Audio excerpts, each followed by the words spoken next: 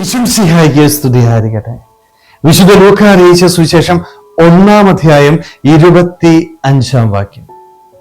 മനുഷ്യരുടെ ഇടയിൽ എനിക്കുണ്ടായിരുന്ന അപമാനം നീക്കിക്കളയാൻ കർത്താവ് എന്നെ കടാക്ഷിച്ച് എനിക്ക് ഇത് ചെയ്ത് തന്നിരിക്കുന്നു.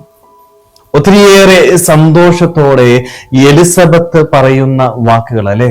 ഗർഭാവസ്ഥയിലായിരിക്കുന്ന എലിസബത്ത് ദൈവത്തോട് പറയുക, ദൈവമേ, എനിക്ക് ഒത്തിരിയേറെ നന്ദിയുണ്ട്.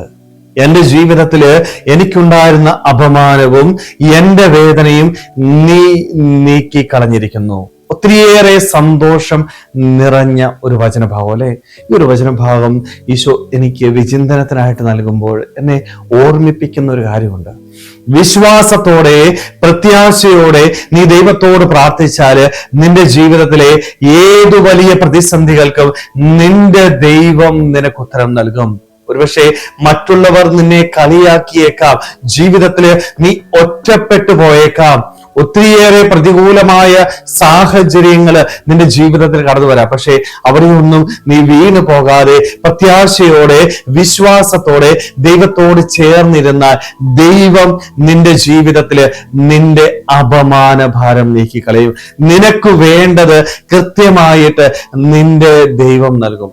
സന്തോഷത്തോടുകൂടി ഈ ഒരു വചനം എൻ്റെ ജീവിതത്തിൽ പ്രാവർത്തികമാക്കാനായിട്ട് സാധിക്കണം. ഒരുപക്ഷെ നമ്മളൊക്കെ ഈ ജീവിക്കുന്ന ഈ ലോകത്തില് ഇഷ്ടംപോലെ നിരാശയുണ്ടല്ലേ. നമ്മുടെയൊക്കെ ജീവിതത്തിലും പലപ്പോഴും ഈ നിരാശ കടന്നുകൂടാറുണ്ട്. പ്രാർത്ഥിച്ചിട്ട് ലഭിക്കാതെ വരുമ്പോൾ, ഒത്തിരിയേറെ പരിശ്രമിച്ചിട്ടും ചിലപ്പോൾ ജോലിയൊക്കെ ലഭിക്കാതെ വരുമ്പോൾ നമ്മളൊക്കെ നിരാശപ്പെട്ടു പോകുന്നുണ്ട്. ഈശോയെ, എന്തിനാ ഞാനിത് ചെയ്യുന്നത്? ഞാൻ ഇത്രയേറെ പരിശ്രമിച്ചില്ലേ, ഞാൻ പ്രാർത്ഥിച്ചില്ലേ, പിന്നെ എന്തിനാ എൻ്റെ ജീവിതത്തിൽ വീണ്ടും വീണ്ടും ഇതുണ്ടാവുന്നത്? ഇനി ഞാൻ പ്രാർത്ഥിക്കണോ? അങ്ങനെ പറഞ്ഞു പലപ്പോഴും ദൈവത്തെ തള്ളിപ്പറഞ്ഞു കുറ്റം പറഞ്ഞു മാറിപ്പോകുന്നവരുടെ എണ്ണം ഇന്നേറി വരിക. വിശ്വാസം ഇല്ലാഞ്ഞിട്ടല്ല, മറിച്ച് വേദനിച്ചു പോവുക.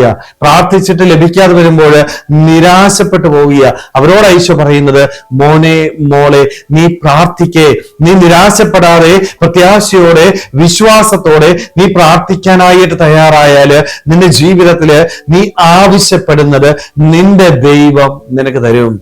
നിന്റെ ജീവിതത്തിൽ വേണ്ടത് കൃത്യമായിട്ട് നിന്റെ ദൈവത്തിനറിയാം. അവൻ നിനക്ക് നിന്റെ ആവശ്യങ്ങൾ നിറവേറ്റി തരും. മറ്റുള്ളവരുടെ മുൻപിലുള്ള നിന്റെ അപമാന ഭാരം അവൻ എടുത്തു കളയും. സ്നേഹമുള്ളവരെ, നമ്മുടെ ജീവിതത്തിലും ഈ ഒരു വിശ്വാസം ഉണ്ടാകട്ടെ. എലിസബത്തിനെ പോലെ സന്തോഷത്തോടെ വിശ്വാസത്തോടെ ദൈവത്തോട് ചേർന്നിരിക്കാനായിട്ട്, ദൈവത്തിൽ നിന്ന് അനുഗ്രഹങ്ങൾ ലഭിക്കുവാനായിട്ട്, നമ്മുടെ ജീവിതത്തിലെ എല്ലാ പ്രതികൂല സാഹചര്യങ്ങളും തമ്പുരാന്റെ കരങ്ങളിൽ സമർപ്പിച്ച് സന്തോഷത്തോടെ ജീവിക്കുവാനായിട്ട് നമുക്ക് ഓരോരുത്തർക്കും ആത്മാർത്ഥമായിട്ട് ആഗ്രഹിക്കും, ശ്രമിക്കാം. ദൈവം നമ്മളെല്ലാവരെയും സമൃദ്ധമായിട്ട് അനുഗ്രഹിക്കട്ടെ. ആമേൻ.